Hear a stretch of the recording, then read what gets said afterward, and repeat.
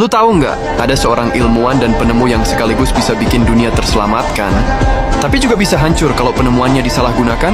Namanya Alfred Nobel. Alfred lahir tahun 1833 di Stockholm, Swedia dari keluarga sederhana tapi cerdas.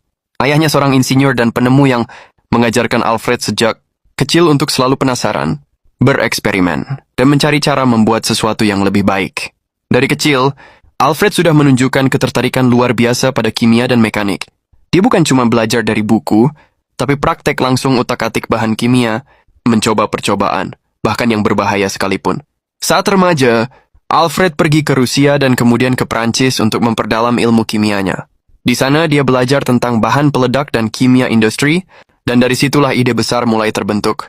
Dia ingin menciptakan sesuatu yang bisa mengubah konstruksi, pertambangan dan industri, tapi juga lebih aman dari bahan peledak yang sudah ada.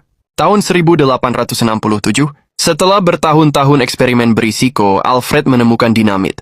Dinamit adalah bahan peledak yang jauh, lebih stabil daripada nitrogliserin murni langsung, mengubah dunia industri.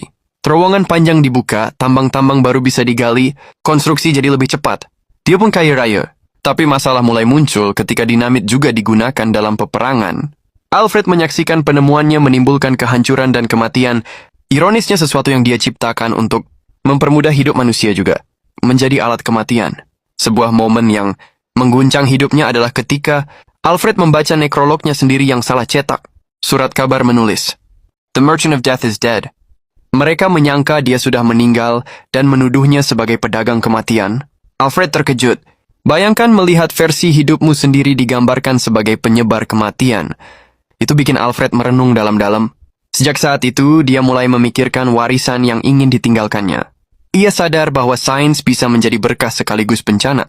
Alfred memutuskan untuk memastikan nama dan karyanya dikenang sebagai sesuatu yang memberi manfaat, bukan kehancuran. Tahun 1895 Alfred setahun sebelum meninggal, Alfred menulis wasiat yang fenomenal.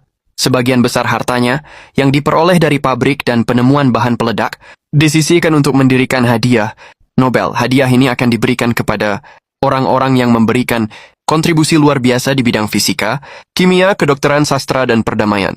Dengan cara itu, Alfred berusaha menebus kesalahan moral dan memastikan sains digunakan untuk menyelamatkan manusia, bukan menghancurkannya. Alfred Nobel meninggal tahun 1896, meninggalkan dunia dengan legasi yang abadi.